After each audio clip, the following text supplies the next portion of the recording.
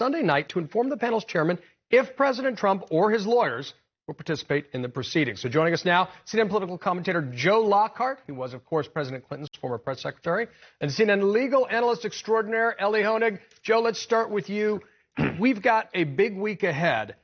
So there's this deadline from Chairman Nadler that the White House has to respond to if they're going to participate legally in the next phase of the impeachment inquiry in the Judiciary Committee. You're going to see a formal report of what the investigations have found to date. Break this down for folks using your experience on being on the other side of it. Yeah, I think for news value, the intel report written by Schiff and Dan Goldman and the committee is going to really pull all the things that have happened together. So I think that will be the newsiest thing of the week. The hearing will be just like in 1998. There'll be some constitutional scholars who will argue whether what happened here is impeachable, explain what a high crime and misdemeanor is. And there'll be differences of opinions. There certainly were in 1998. I don't expect the president's lawyers to participate in that because this is a legal, constitutional argument. Their argument is political. They don't have evidence that helps them. They don't, have a legal theory here that helps them. So I think when that's done, the House Judiciary Committee will begin to basically mark up articles of impeachment and go through and decide which ones they want to do, pass the House. Then you move to the Senate, which is a whole different forum for these things. And then the lawyers and President Trump's side will be represented. Yeah, I would fully expect the president's lawyers to participate there. President Clinton's did. You remember Dale Bumpers giving a stem winder at the end of it. Because the way that works is the senators are the jurors.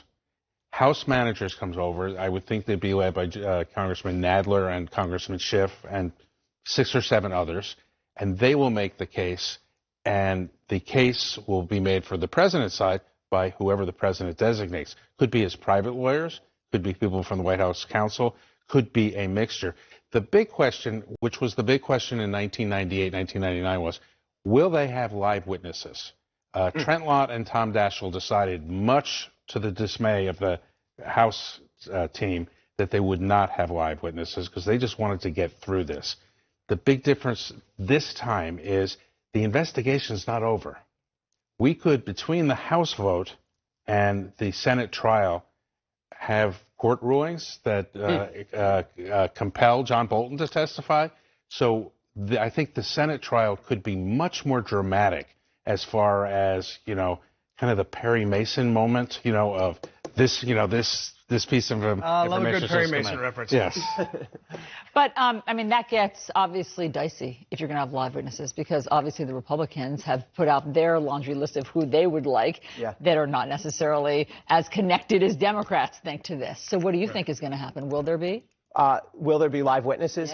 Yeah, I think there could be, because as Joe said, in 98, basically you had a case in a box. They took the Ken Starr report, and they took the evidence, and that became the case. It was done and done. Here, I think it's a much more dynamic situation. We've even seen it already. Remember, during the impeachment hearings that we heard the last couple of weeks, this whole story about the July 26th, the restaurant phone call, that David Holmes testified about, where Trump talked about investigations and the 3-letter words that shan't be repeated, that came out of nowhere. Nobody knew that was going to come up. That's become a key piece of evidence that we learned about during the testimony. And so this is still developing.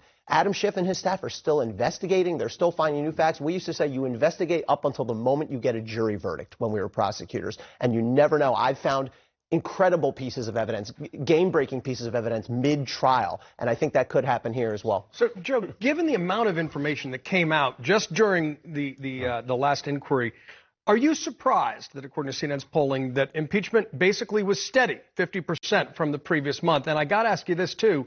What do you make of Mark Penn, your former Clinton colleague, going to the White House to give his advice to President Trump? I'm not completely surprised about there being no real movement, because remember, there was a big move between late spring till the Ukraine story happened.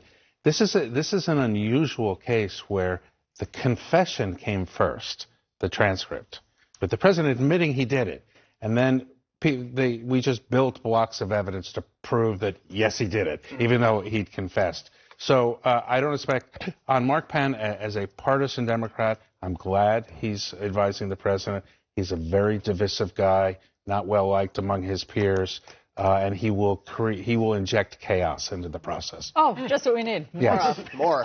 Ellie, Joe, thank you both very much. So there's this powerful winter storm that will pummel parts of the U.S. with snow and freezing